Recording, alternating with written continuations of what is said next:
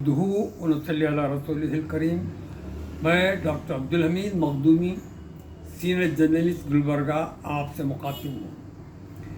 میرے سامنے ہندو بیوہ خواتین کا مسئلہ ہے.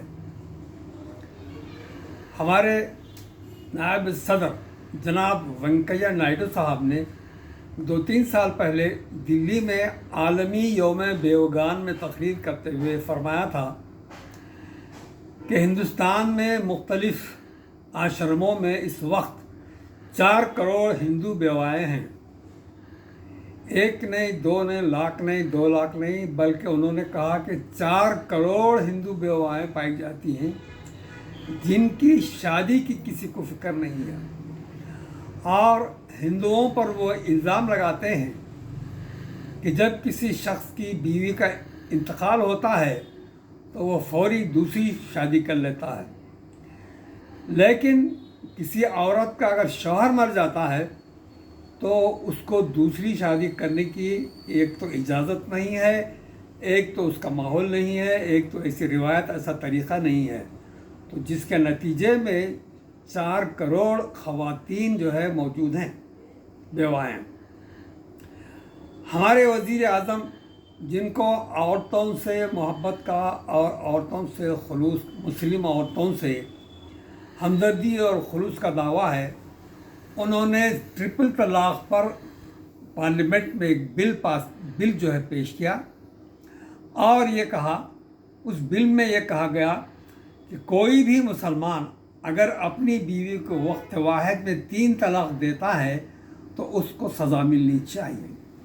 اور ایسا قانون بنایا گیا کہ اس کو 3 سال کی جیل کی سزا جو ہے دی جاتی ہے. لیکن یہاں یہ سوال پیدا ہوتا ہے کہ ایسے کتنے مسلم لوگ ہیں یا مسلم خواتین ہیں جو وقت واحد میں 3 طلاق پاتی ہوں. وہ چند 1000 سے زیادہ نہیں ہیں، لیکن اسلام پر الزام لگانے کے لیے، اسلام میں غلطی نکالنے کے لیے، اور اس کے پیچھے جو RSS کا ذہن ہے اس کی آبیاری کے لیے انہوں نے ایک ایسا بل پاس کیا. اور اس بل کا پوسٹ مارٹم محترم اسد الدین اویسی MP حیدرآباد نے پوری طریقے سے کیا، اور انہوں نے بتایا کہ یہ بل کی جو 3 سالہ سزا ہے، یہ کوئی کرمنل کوئی جو ہے وہ نہیں ہے، الزام وہ کرمنل کوئی ایسا واقعہ نہیں ہے کہ جس پر اس کی بڑی سزا دی جائے. تو یہ سزا جب دی جاتی ہے تو 3 سال تک اس کی بیوی اور اس کے بچوں کا آخر کون نگران ہوگا، کون ان کی کفالت کرے گا، کون ان کے اخراجات برداشت کرے گا؟ بل میں اس کا کوئی ذکر نہیں ہے. تو اس کا لازمی نتیجہ یہ ہوگا کہ وہ عورت جو 3-4 بچوں کی ماں ہے، اپنے بچوں کے لیے وہ تو گھر سے باہر نکلے گی، اور ہو سکتا ہے کہ وہ جسم فروشی کر کے اپنے بچوں کی مدد کرے، اپنے بچوں کی جو ہے پرورش کرے. تو ایسا غلط قانون پاس کر کے انہوں نے بجائے مسلمانوں سے ہمدردی حاصل کرنے کے، مسلمانوں کے سے جو ہے بڑے بڑے الزامات حاصل کیے. دوسری طرف ہمیں دیکھتے ہیں کہ جو 4 کروڑ بیواؤں کا جو حشر ہو رہا ہے، ان کے اندر اگر یہ سمجھا جائے کہ ان کے اندر جنسی خواہش کا خاتمہ ہو گیا ہے تو یہ سب سے بڑی غلطی ہے. بلکہ ہم یہ کہہ سکتے ہیں کہ ان کے اندر جنسی خواہش عام شادی شدہ خواتین سے زیادہ ہوتی ہے.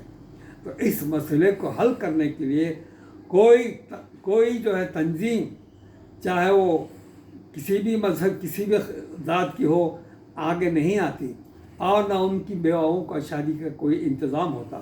مسلمانوں کا جہاں تک تعلق ہے، اللہ کے رسول صلی اللہ علیہ وسلم نے پہلی شادی ایک ایسی بیوہ سے کی جس کے 2 مردوں کا انتقال ہوا تھا، اور اس کی عمر 40 سال تھی، جبکہ ہمارے رسول مقبول صلی اللہ علیہ وسلم کی عمر 25 سال تھی. دنیا کا کوئی سے بڑے سے بڑا قائد یا مصلح، کوئی سے بڑے سے بڑا ریفارمر ایسی مثال پیش نہیں کر سکتا کہ اپنی نوجوانی کے دور میں کسی بیوہ سے شادی کی ہو. وہ اسلام کے سچے پیغمبر تھے، اللہ کی طرف سے انہیں ہدایات قرآن کی شکل میں آتی تھیں، جس پر عمل کر کے انہوں نے دکھا دیا. تو میرا یہ کہنا ہے کہ جو مختلف مسائل ہیں اس میں سب سے اہم ترین مسئلہ جو ہے ہندو بیواؤں کی خواتین کا ہے، اور وینکیا نائیڈو صاحب نے بڑے اچھے انداز سے اس مسئلے کو پیش کیا ہے، لیکن ہندو تنظیموں نے پوری طریقے سے غفلت، لاپرواہی اختیار کر کے اس مسئلے کو جن کا تو رکھ چھوڑا ہے۔